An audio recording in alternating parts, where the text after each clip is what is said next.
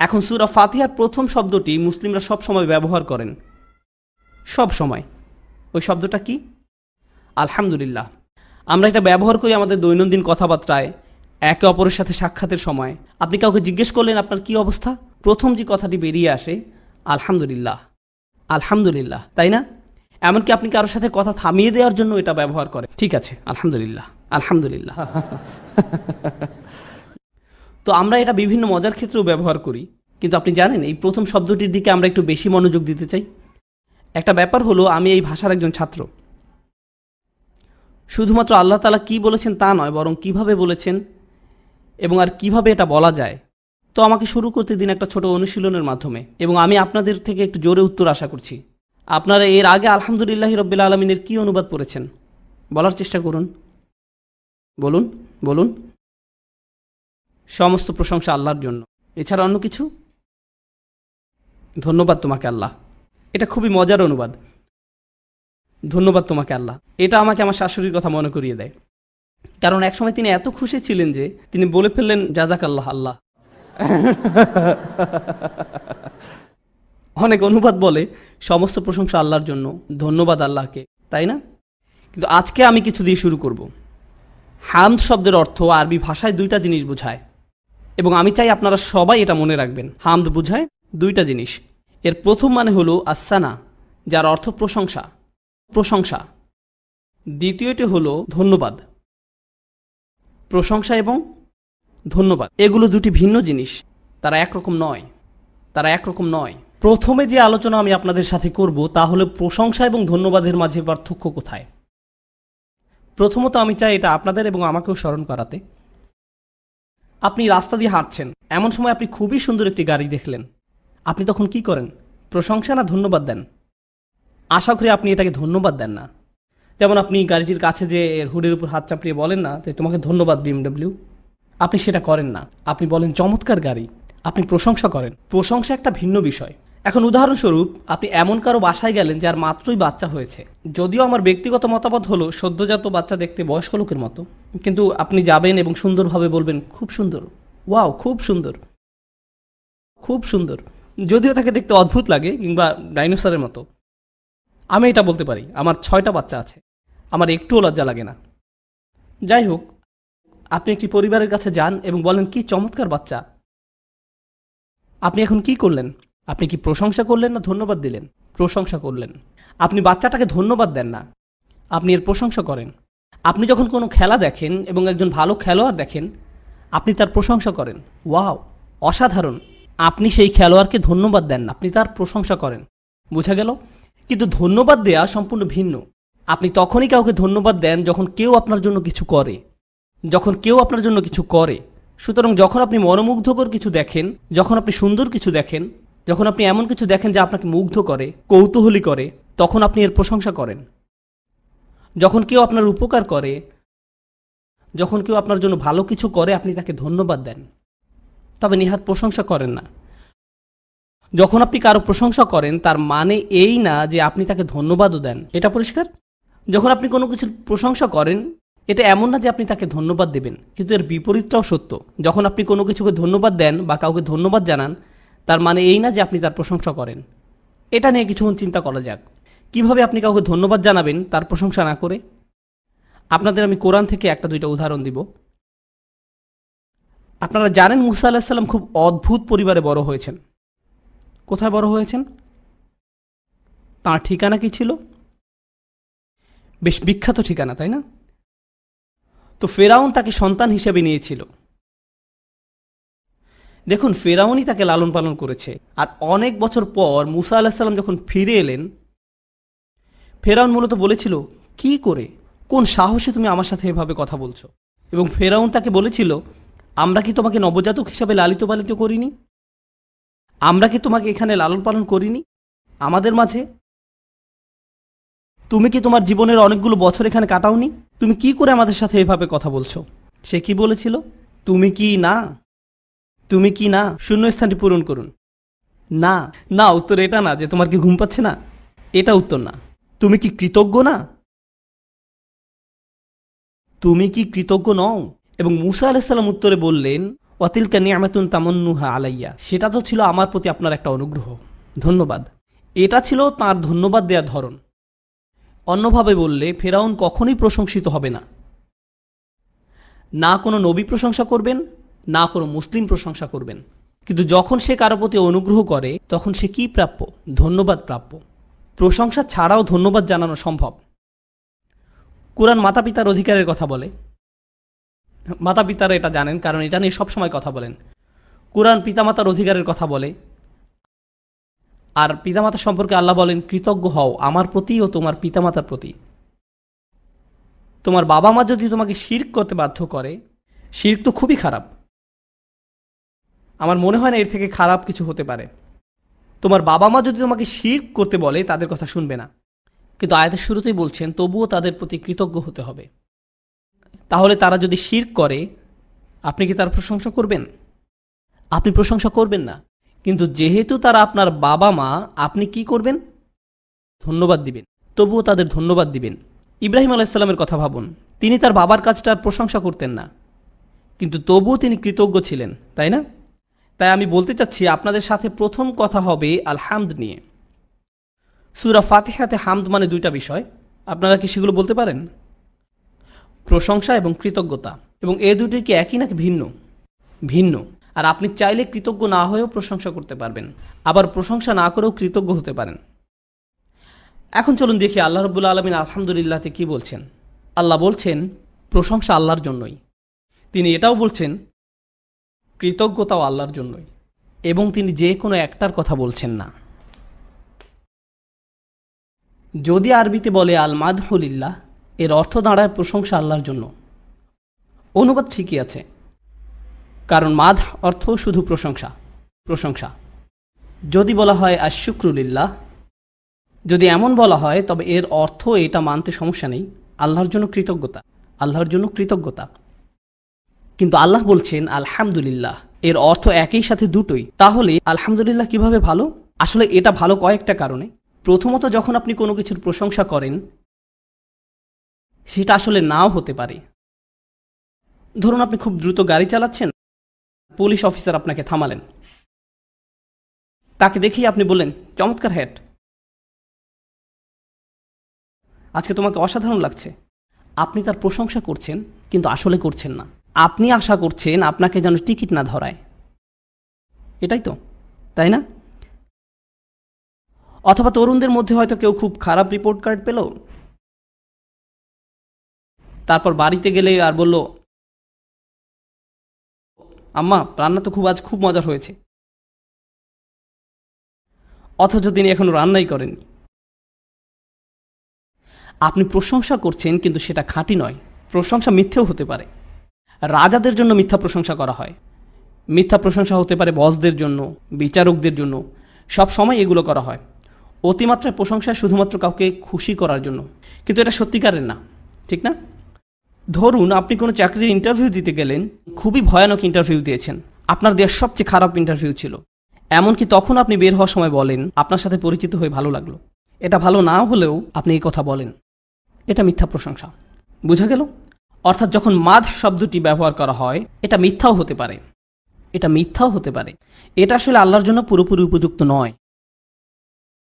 কোনো যুবক হয়তো বিয়ে করতে চাচ্ছে, কেউ হয়তো চাকরি পাওয়ার আশায় আছে, কেউ হয়তো আরও বেশি টাকা উপার্জনের ধান্দায় আছে, কেউ হয়তো তার স্বাস্থ্য সমস্যা নিয়ে ঠিক করার চেষ্টায় আছে, কেউ হয়তো তার অর্থনৈতিক সমস্যা সমাধানের চেষ্টায় আছে, আবার কেউ হয়তো পারিবারিক সমস্যা মোকাবেলার চেষ্টায় আছে। প্রত্যেকেই কিছু না কিছু আকাঙ্ক্ষা করছে।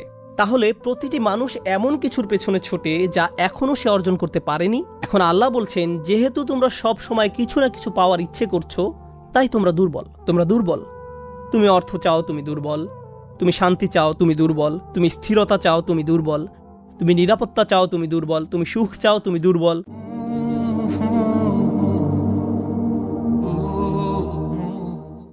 আজকে ইনশাআল্লাহ আমি আপনাদের নিকট আল্লাহর একটি নাম আল কওয়ি এর উপকারিতা বর্ণনা করব। আল কওয়ি অর্থ শক্তিশালী, ক্ষমতাশালী। এই অসাধারণ শব্দটি দ্বারা আল্লাহর একটি নাম প্রকাশ করা হয়। শব্দটি শুনলেই আপনি বুঝতে পারেন এর মানে হলো আল্লাহ সর্বশক্তিমান।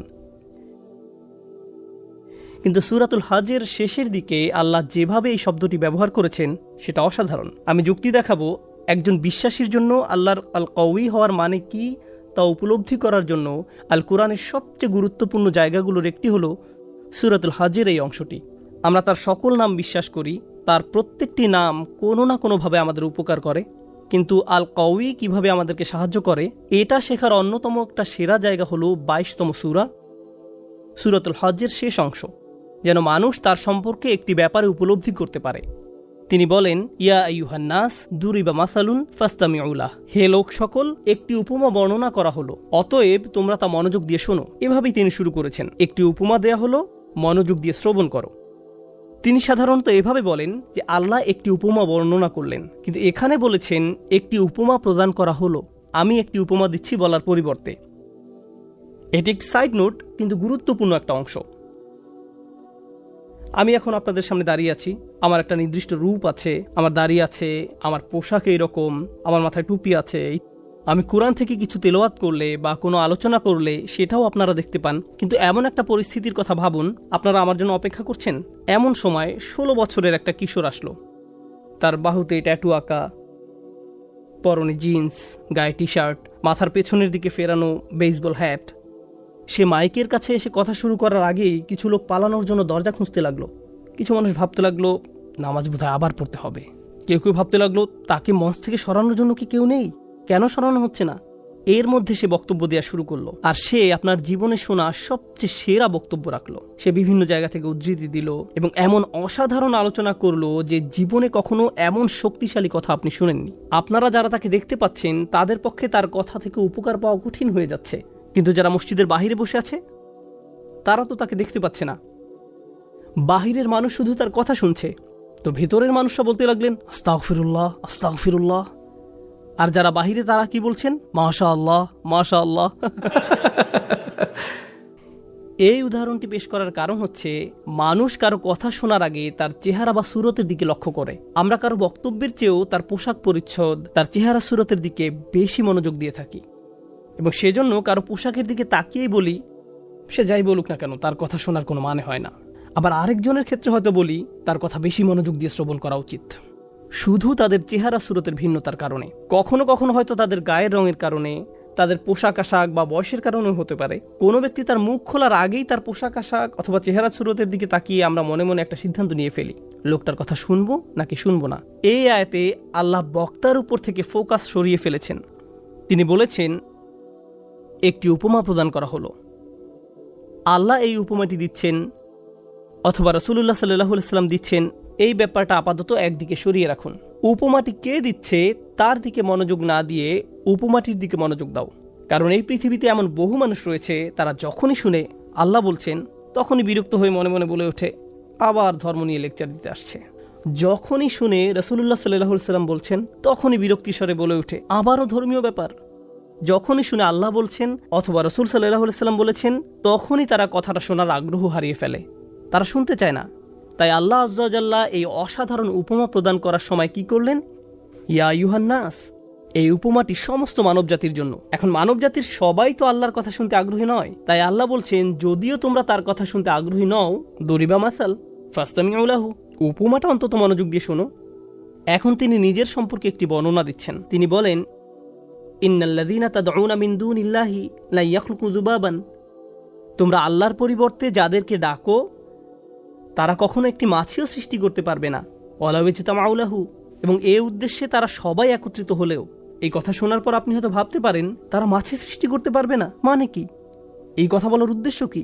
আর মাছি তো খুব চমৎকার কোনো প্রজাতিও নয়, বরং মাছি হলো মানুষের অভিজ্ঞতায় অন্যতম বিরক্তিকর একটা জীব। তাদের দেখলেই আপনি তাড়িয়ে দিতে চান। সাধারণত নোংরা দুর্গন্ধময় জায়গায় তাদের দেখা যায়, আর ভালো খাবারের উপর যদি মাছি বসে আমরা মনে করি তারা খাবার নষ্ট করে ফেলেছে, তাই আমরা তাদের তাড়িয়ে দেই। আল্লাহ বলছেন তারা কখনো একটি মাছিও সৃষ্টি করতে পারবে না। ওয়া ইন ইয়াসলুবহুমুয যুবাবা শাইআ লা ইয়াস্তানকিযুহু মিনহু, আর যদি মাছি তাদের কাছ থেকে কিছু ছিনিয়ে নেয় তারা তার থেকে সেটা উদ্ধারও করতে পারে না। মনে করুন আপনি কোনো খাবার খাচ্ছেন, এমন সময় একটা মাছি এসে আপনার খাবারের উপর 1 সেকেন্ডের জন্য বসলো, আপনি তখন হাত নেড়ে মাছিটিকে তাড়িয়ে দিলেন। আল্লাহ বলছেন যদি কোনো মাছি এসে তাদের খাদ্যের উপর বসে এবং তাদের কাছ থেকে খাদ্যের কিছু অংশ ছিনিয়ে নিয়ে যায়, গোটা মানবজাতি একত্রিত হলেও তার থেকে তা উদ্ধার করতে পারবে না। এই কথাই তিনি বলছেন, লা ইয়াস্তানকিযু মিনহু, তারা এটা পুনরুদ্ধার করতে পারবে না। এখন মানুষের ক্ষেত্রে কিছু মানুষ শক্তিশালী আর কিছু মানুষ দুর্বল, কিছু মানুষ গরিব আবার কিছু মানুষ ধনী। অনেক মানুষের কোনো প্রভাব প্রতিপত্তি নেই, তাদের হয়তো থাকার একটা ঘরও নেই। আবার এমনও অনেক মানুষ আছে যারা পরমাণু বোমা নিক্ষেপ করার ক্ষমতা রাখে, যারা পৃথিবীর সবচেয়ে শক্তিশালী সেনাবাহিনী নিয়ন্ত্রণ করে ইতিহাসে এবং আজকের দিনেও। এখন ফেরাউনের মতো রাজা যদি নিজ প্রাসাদে বার্গার খেতে বসে, আর এমন সময় একটা মাছি এসে তার খাবারের উপর বসে, তাকে অসম্মান করে, ভাবতে পারেন রাজা খেতে বসলো আর কেউ একজন এসে বলল, এই খাবারটা আমার খুব পছন্দের, আমি এই কেচাপটা খাবো, লোকটা মারা পড়বে। এখন মাছি এসে যদি তার খাবার খাওয়া শুরু করে আর ফেরাউন রাগান্বিত হয়ে বলে, কত বড় সাহস, আমি আমার খাবারের থেকে ফেরত চাই, এমনকি যদি তারা মাছিটি ধরেও ফেলে, কি করতে পারবে? খাদ্য পুনরুদ্ধার করতে পারবে না। এই অসাধারণ উপমাটির মাধ্যমে আল্লাহ সুবহানাহু ওয়া তাআলা আগেরকার দিনে যারা মূর্তি পূজা করত তাদের নিকট একটা ব্যাপার পরিষ্কারভাবে তুলে ধরলেন।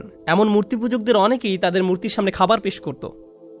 তারা দুধ, মধু, চকলেট, আইসক্রিম, আমি জানি না, যাই আনুক না কেন, মূর্তির সামনে এই খাবারগুলো পেশ করত। আর এই মন্দিরগুলো সাধারণত উন্মুক্ত থাকে। এখন মূর্তির সামনে যদি এমনভাবে খাবারগুলো উন্মুক্ত থাকে, কে আসবে এগুলো খেতে? মাছি আসবে। একটা মাছি গিয়ে তাদের বিশাল মূর্তির নাকের ডগায় গিয়ে বসে, এই যে তোমার খাবার, এখন আমি খাবো, মাইন্ড করবে না তো? তারপর একটি খাবারের উপর বসে এক টুকরা খাবার নিয়ে উড়ে চলে যায়। আর তাদের দেবতার কোনো ক্ষমতাই নেই এই খাবার প্রতিরক্ষা করার। এখন তাদের এই পবিত্র খাবার, যাতে তারা বিভিন্ন তন্ত্রমন্ত্র পরে ফু দেয়, প্রার্থনা করে ইত্যাদি, এখন আপনি সেখানে গিয়ে যদি বলেন, আরে এটা তো আমার সবচেয়ে প্রিয় চকলেট, তারপর একটা নিয়ে নিলেন, তখন তারা কি করবে? আপনার হাত থেকে কেড়ে নিবে, আর খেয়ে ফেললে হয়তো আপনাকে মারতে আসবে, কারণ তাদের মতে আপনি এটাকে অপবিত্র করে ফেলেছেন। অথচ তাদের ধর্ম প্রতি মুহূর্তে অপমানিত হচ্ছে কার দ্বারা? আল্লাহ বলছেন, এই মাছি তোমাদেরকে শেখাচ্ছে এই দেবতাগুলো শক্তিহীন, মাছি তোমাদেরকে এটি শিক্ষা দিচ্ছে। তো আল্লাহ বলছেন, আমি তোমাদেরকে ছোট একটি উদাহরণ দিচ্ছি, আল্লাহ ছাড়া তোমরা যাদেরকে ডাকো, প্রথমত তারা এমনকি একটি মাছিও সৃষ্টি করতে পারবে না। আর যদি মাছি তাদের খাবারের কিছু অংশ কেড়ে নিয়ে যায়, কিভাবে তারা এই খাবার উদ্ধার করবে? মজার ব্যাপার হলো, আমি এই আয়াতটার কারণে মাছি সম্পর্কে আগ্রহী হয়ে উঠেছিলাম। কিভাবে মাছি খাবার খায় আমি সেটা জানতাম না। কোনো মাছি যখন খাবারের উপর বসে, সে তখন মুখ থেকে লালা ছাড়ে, তারপর সেই লালা দিয়ে একটা ব্যাগ তৈরি করে, খাবার এই ব্যাগের ভিতরে যায়, তারপর সেই ব্যাগ নিয়ে পালিয়ে যায়। আর এই ব্যাগটা হলো অ্যাসিডের তৈরি। খাবার ব্যাগের মধ্যে প্রবেশ করার সাথে সাথে কেমিক্যাল রিঅ্যাকশন শুরু হয় এবং খাবারটি চিরকালের জন্য পরিবর্তিত হয়ে যায়। তাই কথার কথা, যদি আপনি আয়াতটিকে ভুল প্রমাণ করার জন্য কোনো টেকনোলজি আবিষ্কার করেন, কোনোভাবে মাছিটাকে ধরে ফেললেন, তারপর পেট্রি ডিশের উপর রেখে এই খাবার উদ্ধারের দায়িত্ব দিলেন বিজ্ঞানীদেরকে, কোনো লাভ হবে না। কারণ মাছিটি খাবার স্পর্শ করার সাথে সাথে এটা হারিয়ে গেছে। লা ইস্তানকিযুহু মিনহু, তারা এটা পুনরুদ্ধার করতে পারবে না। এখন আসছে আয়াতের শিক্ষা। আল্লাহ সর্বশক্তিমান, এই ব্যাপারটি নিয়ে আজকে আমি আপনাদের সাথে আলোচনা করতে চেয়েছি। এই উপমার সাথে আল্লাহ সর্বশক্তিমান হওয়ার কি সম্পর্ক আছে? আল্লাহ এখানে একটা মূলনীতি সেট করে দিচ্ছেন। আপনি যদি এই মূলনীতিটি বুঝতে পারেন, তাহলে আল্লাহর এই নামটির তারিফ করতে পারবেন। উপমাটি দেওয়ার পর আল্লাহ আযজা ওয়া জাল্লা বলেন, দুআফাত তালিব ওয়াল মাতলুব। এটি আল কোরআনের একটা অন্যতম শক্তিশালী স্টেটমেন্ট। আমরা জানি পৃথিবীর প্রায় সব ভাষাতেই জ্ঞানগর্ভ কিছু প্রবাদ আছে। এই আয়াত অংশটি কোরআন মাজিদের এরকম একটি গভীর তাৎপর্যপূর্ণ বক্তব্য। এটা ফ্রেমে আটকিয়ে রাখার মতো বা প্রতিদিন চিন্তা করার মতো একটা কথা। খুবই ছোট একটা স্টেটমেন্ট, দুআফাত তালিব ওয়াল মাতলুব, কিন্তু খুবই শক্তিশালী একটি সত্য কথা। এর মানে কি? এর মানে হলো প্রার্থনাকারী আর যা প্রার্থনা করা হয়, দুইটা বিষয়, যে প্রার্থনা করছে এবং যা প্রার্থনা করছে, উভয়টি প্রকৃতিগতভাবেই দুর্বল। যে কিছু কামনা করছে সে যেমন দুর্বল, ঠিক তেমনি যা কিছু কামনা করা হচ্ছে সেটাও দুর্বল। কোনো যুবক হয়তো বিয়ে করতে চাচ্ছে, কেউ হয়তো চাকরি পাওয়ার আশায় আছে, কেউ হয়তো আরও বেশি টাকা উপার্জনের ধান্দায় আছে, কেউ হয়তো তার স্বাস্থ্য সমস্যা নিয়ে ঠিক করার চেষ্টায় আছে, কেউ হয়তো তার অর্থনৈতিক সমস্যা সমাধানের চেষ্টায় আছে, আবার কেউ হয়তো পারিবারিক সমস্যা মোকাবেলার চেষ্টায় আছে। প্রত্যেকেই কিছু না কিছু আকাঙ্ক্ষা করছে, কিছু না কিছুর অভাব বোধ করছে। মূলত আমরা দুটি জিনিসের পেছনে ছুটি। হয় আপনি এমন ভালো কিছুর সন্ধানে আছেন যা এখনো অর্জন করতে পারেননি, যেমন গাড়ি চালিয়ে কোথাও যাচ্ছেন আর রাস্তার পাশে চমৎকার একটা সুন্দর বাড়ি দেখলেন, তখন ভাবতে লাগলেন একদিন ইনশাআল্লাহ। অথবা কোনো গাড়ির দিকে তাকিয়ে মনে মনে ভাবেন একদিন আমিও এরকম একটা গাড়ি কিনবো। এরপর আপনি আপনার মোবাইল ব্যাংকের অ্যাকাউন্ট চেক করে দেখেন কত টাকা আছে। Not enough, not enough, not enough. এভাবে জমতে থাকলে আর মাত্র 12 বছর পরে এই গাড়িটি কিনতে পারবো। তাহলে প্রতিটি মানুষ এমন কিছুর পেছনে ছোটে যা এখনো সে অর্জন করতে পারেনি। এটা হলো এক ধরনের আকাঙ্ক্ষা। আর দ্বিতীয় ধরনের আকাঙ্ক্ষা হলো আমাদের জীবনে নানান রকম সমস্যা রয়েছে। আমরা হয়তো কোনো কঠিন গ্যারাকলে আটকা পড়েছি, বা কোনো গভীর দুঃখ, পারিবারিক সমস্যা, মানসিক অশান্তিতে আছি এবং আমরা এর থেকে মুক্তি চাচ্ছি। তাহলে হয় আমরা ভালো কিছু জীবনে যুক্ত করতে চাচ্ছি, অথবা খারাপ কিছু জীবন থেকে দূর করতে চাচ্ছি। সংক্ষেপে বলতে গেলে মানব জীবনের সকল চেষ্টা মূলত দুটো বিষয়কে কেন্দ্র করেই। এখন আল্লাহ বলছেন, যেহেতু তোমরা সব সময় কিছু না কিছু পাওয়ার ইচ্ছে করছো, তাই তোমরা দুর্বল। তুমি অর্থ চাও, তুমি দুর্বল। তুমি শান্তি চাও, তুমি দুর্বল। তুমি স্থিরতা চাও, তুমি দুর্বল। তুমি নিরাপত্তা চাও, তুমি দুর্বল। তুমি সুখ চাও, তুমি দুর্বল। তুমি সামাজিক পদমর্যাদা চাও, তুমি দুর্বল। তুমি ডিগ্রি চাও, তুমি দুর্বল। তুমি বিয়ে করতে চাও, তুমি দুর্বল। তুমি সন্তান চাও, তুমি দুর্বল। তুমি তোমার সন্তানকে বিয়ে করাতে চাও, তুমি দুর্বল। তুমি যে এই সমস্ত কিছুর আকাঙ্ক্ষা করছো, তা তোমাকে কি বানাচ্ছে? দুর্বল। আর যে জিনিসগুলো তুমি কামনা করছো তাও দুর্বল। আচ্ছা, আমি বুঝলাম, আমার যেহেতু এগুলো নেই তাই আমি দুর্বল, কিন্তু আমি যে জিনিসগুলো কামনা করছি সেগুলো কিভাবে দুর্বল? আচ্ছা, আপনাদেরকে একটা উদাহরণ দিচ্ছি। অনেক আগে আমি একবার অ্যাবনর্মাল সাইকোলজির একটা ক্লাসে উপস্থিত ছিলাম। তো আমাদের প্রফেসর এক যুবকের উদাহরণ দিলেন। ঘটনাটি ঘটেছিল 70-এর দশকের শেষ দিকে। সে সময় যুবকটি নিউ ইয়র্ক ইউনিভার্সিটিতে ক্লিনিক্যাল সাইকোলজির উপর পিএইচডি করছিল। তখনকার সময় ইমেইল, হার্ড ড্রাইভ এগুলো ছিল না। ছেলেটি তার 455 পৃষ্ঠার থিসিস টাইপ করে ডিপার্টমেন্টে জমা দিল। আর এই থিসিস তৈরি করতে তার 5 বছর সময় ব্যয় করতে হয়েছিল। এটার দ্বিতীয় কোনো কপিও ছিল না। সে অরিজিনাল কপি ডিপার্টমেন্টে জমা দিল, কিন্তু ডিপার্টমেন্ট তার থিসিসটি হারিয়ে ফেলল। 5 বছরের পরিশ্রম বৃথা গেল। 90-এর দশকের মাঝামাঝি সময় পর্যন্ত তাকে দেখা যেত। সে তখন বুড়ো হয়ে গিয়েছিল। সে ইউনিভার্সিটির ক্যাম্পাসে ঘুরে ঘুরে সবাইকে বলতো, এখানে পড়তে যেও না, তারা তোমার কাজ চুরি করে ফেলবে, তারা তোমার জীবন ধ্বংস করে ফেলবে। এখানে শিখতে যেও না, এরা একদল প্রতারক। আর কাউকে কোনো কাগজ জমা দিতে দেখলে বলতো, তাদেরকে এটা দিও না, তারা এটা হারিয়ে ফেলবে। তাকে কয়েক সপ্তাহ পর পর মানসিক হাসপাতালে নিয়ে যাওয়া হতো। তারপর ছেড়ে দিলে সে আবার ইউনিভার্সিটির ক্যাম্পাসে ফিরে আসতো। আমরা যখন ক্লাসে এটা নিয়ে আলোচনা করছিলাম, আমি ভাবলাম, সুবহানাল্লাহ, দউফাত তালিব ওয়াল মাতলুব। সে বছরগুলোতে এই মানুষটির মাথায় সবচেয়ে বড় জিনিস কি ছিল? তার ডিগ্রি। আমি এর জন্যই কাজ করছি, এটাই আমার সব। আমি যখন ডিগ্রি পাবো আমি সফল হব, আমার নামের সাথে এই লেবেল লাগানো হবে, অবশেষে আমি আমার পরিশ্রমের ফল পেতে যাচ্ছি। এত বছরের কঠিন পরিশ্রম এখন এসে অর্থপূর্ণ হবে। সে এই একটি জিনিসের প্রতি খুবই দুর্বল ছিল। অন্য কোনো কিছুর কোনো দাম নেই। আর যখন এই জিনিসটি হারিয়ে গেল, কারণ যে জিনিসটির তুমি আকাঙ্ক্ষা করছো সেটি শক্তিশালী কোনো জিনিস নয়, এটি হারিয়ে গেছে।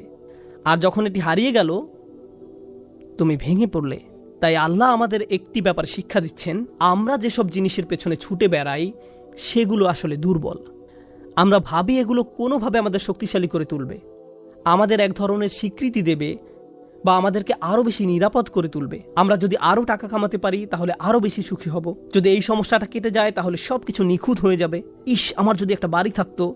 আমরা বহুদিন ধরে এই অ্যাপার্টমেন্টে বাস করছি, প্রতি মাসে কত টাকা ভাড়া দিচ্ছি।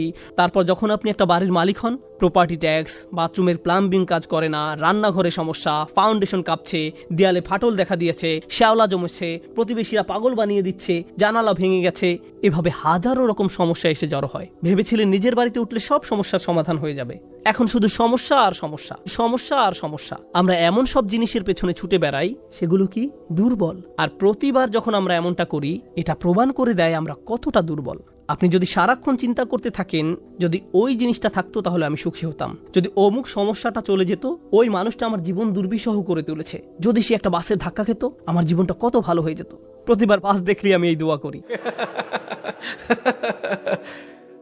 আমরা সব সময় নিজেদেরকে একথা বলে বুঝাই, যদি অমুক মানুষটি বা অমুক সমস্যাটি জীবন থেকে চলে যেত তাহলে জীবন কত সুন্দর হয়ে যেত। অথবা যদি অমুক দুঃখটি দূর হয়ে যেত তাহলে সবকিছু পারফেক্ট হয়ে যেত।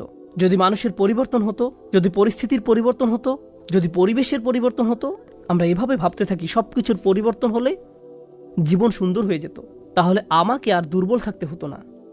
আমরা ভোগের উপর ভোগ করতে থাকি আর এতে পুরোপুরি আচ্ছন্ন হয়ে পড়ি।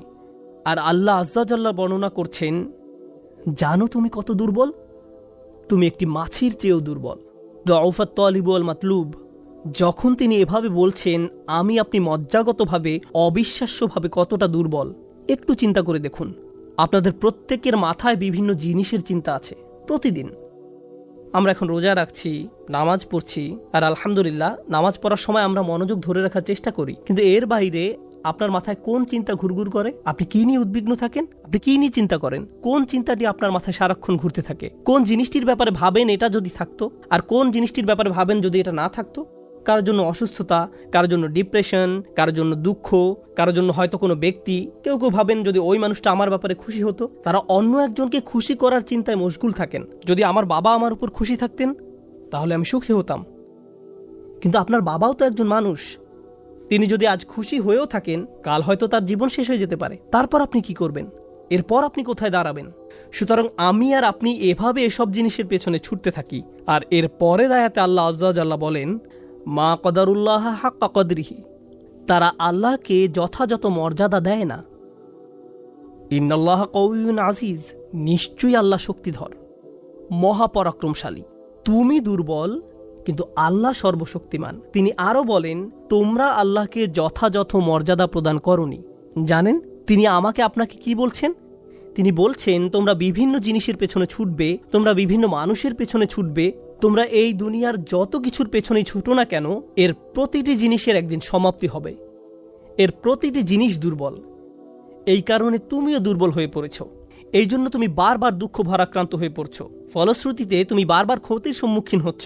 কিন্তু শেষবারের মতো যখন তুমি এই সিদ্ধান্ত গ্রহণ করবে, তোমার যত চাওয়া পাওয়া আছে তার মাঝে সবচেয়ে বড় চাওয়া পাওয়া হলো তোমার মালিককে খুশি করা, যখন তুমি সবকিছুর উপরে আল্লাহর সন্তুষ্টিকে প্রাধান্য দাও, যখন তুমি সত্যিকার অর্থে তোমার অন্তর থেকে এটা করতে পারবে, একমাত্র তখনই, যেহেতু তিনি শক্তিধর। জানেন আল্লাহ এইমাত্র আমাদের শেখালেন, যখন তুমি দুর্বল কাউকে পেতে চাও তখন তুমিও দুর্বল হয়ে পড়ো। কিন্তু তুমি যদি আল্লাহকে চাও, যিনি শক্তিধর এবং মহাপরাক্রমশালী, তাহলে এটা তোমাকে কেমন করে তুলবে? এটা তোমাকেও শক্তিশালী করে তুলবে। আর যখন তুমি শক্তিশালী হয়ে উঠবে, জীবনে বিভিন্ন জিনিস আসবে যাবে, কিন্তু তোমার শক্তিমত্তার কোনো কমতি হবে না। যে জিনিসের পেছনে তুমি ছুটছো তা ভেঙে পড়ার কারণে তখন তুমি আর ভেঙে পড়বে না, কারণ তুমি দুনিয়ার এসব তুচ্ছ জিনিসের চেয়েও অনেক অনেক উচ্চ একজনের সন্তুষ্টির অন্বেষণ করছো। আমি বলছি না যে আপনি এই দুনিয়ার কোনো কিছু চাইতে পারবেন না, কিন্তু আয়াতটি আমাদেরকে একটি ব্যাপারে শিক্ষা দিচ্ছে। আমরা যখন এসব পার্থিব বিষয় কামনা করব, আমরা বুঝবো যে এগুলো দুর্বল। পার্থিব এসব বিষয় জীবনে আসবে যাবে, কিন্তু আমরা কখনো আল্লাহকে হারাতে পারবো না। লক্ষ্য করুন, মানব জাতির ব্যর্থতা হলো, যখন তারা পার্থিব কোনো জিনিস পেতে ব্যর্থ হয়, তারা আল্লাহকে ভুলে যায়। তাদের চাওয়া পাওয়ার জিনিসটি না পেলে তারা নামাজ পড়া ছেড়ে দেয়। তারা যা চায় তা যদি না পায়, তারা এভাবে বলে, এভাবে দোয়া করার অর্থ কি? তারা যখন তাদের আকাঙ্ক্ষার বস্তুটি পায় না, তখন দুঃখ হতাশা একেবারে ভেঙে পড়ে এবং বলে, আমি তো আল্লাহর সাথে কথা বলার শক্তিও পাচ্ছি না। এমনটি ঘটার কারণ হলো, সমস্যায় পড়ার পূর্বে আল্লাহর সাথে তাদের বন্ধন শক্তিশালী হয়ে ওঠেনি।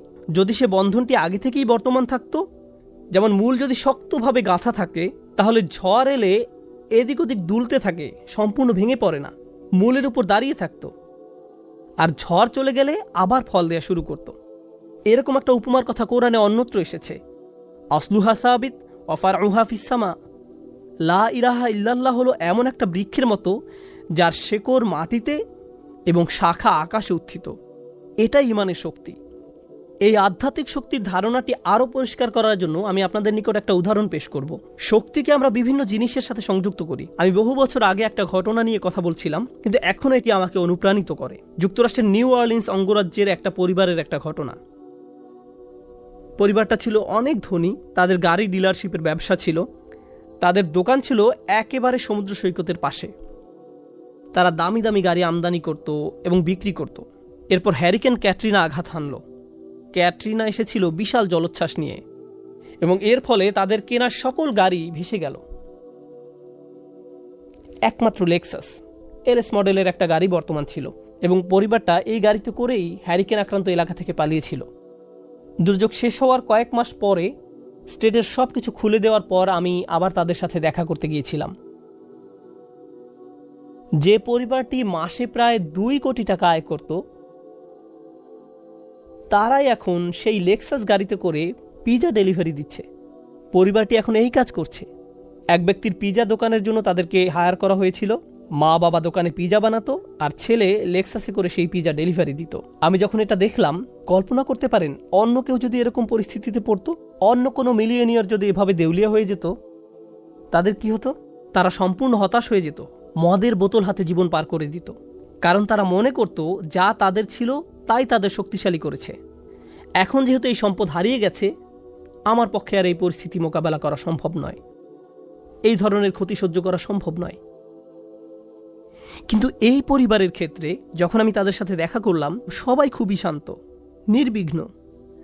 বাবার অনেক বয়স হয়েছিল, এই রকম বয়সে এমন ক্ষতির সম্মুখীন হলে মানুষ হার্ট অ্যাটাক করে, উচ্চ রক্তচাপে ভোগে, কিন্তু এই মানুষটা সম্পূর্ণ শান্ত। তো আমি তাকে জিজ্ঞেস করলাম, কিভাবে এটা সম্ভব? আমি এমনকি আমার প্রশ্ন করাও শেষ করতে পারিনি, আমি শুধু বললাম কিভাবে। তিনি হেসে উঠলেন। তিনি বললেন, যখন ব্যবসা ভালো ছিল আমি সারাক্ষণ ফোনে ব্যস্ত থাকতাম, শিপমেন্ট এসে পৌঁছেছে কিনা, পেমেন্ট দিতে দেরি হচ্ছে কিনা, কার কি ডেলিভারি দেওয়া প্রয়োজন, কাস্টমার খুশি কিনা, ট্যাক্সের হিসাব ঠিক আছে কিনা, কর্মচারীদের সমস্যা, অমুক সমস্যা, তমুক সমস্যা, এসব কারণে আমি কোনো মতে জুমার নামাজে উপস্থিত হতে পারতাম কোনো রকমে। কিন্তু এখনও তো টেবিলে খাবার আছে, এখনও তো আমাদের মাথার উপর ছাদ আছে, আর এখন আমি নিশ্চিন্তে মসজিদে গিয়ে নামাজ আদায় করতে পারি। আর সকালে ঘুম থেকে উঠে আমাকে কিচ্ছু নিয়ে ভাবতে হয় না, একমাত্র আমার রবকে মনে করা এবং তার কৃতজ্ঞতা জ্ঞাপন করা ছাড়া। আমার আসলে মনে হয় আমার জীবন শেষ হওয়ার পূর্বে আল্লাহ আমাকে সহজ জীবনের এই নিয়ামত দান করেছেন। সেই বাবা এটাই বলেছিলেন, কোনো সাধারণ মানুষের পক্ষে এভাবে কথা বলা সম্ভব নয়। আপনি যদি এমন কথা অন্য কোনো ব্যবসায়ীকে বলতেন, সে বলতো এই লোকটার মাথা নষ্ট হয়ে গেছে, তার সকল সেন্স নষ্ট হয়ে গেছে। আর এই জন্যই এখন সে তার মাথায় এই পরিস্থিতির একটা যৌক্তিকতা খুঁজে নিয়েছে। আপনাদেরকে একটা কথা বলছি, একজন মানুষের পক্ষে কেবল তখনই এভাবে কথা বলা সম্ভব যখন সে বুঝতে পারে যেসব জিনিসের পিছনে সে ছুটছে তা দুর্বল, কেবলমাত্র আল্লাহই শক্তিশালী।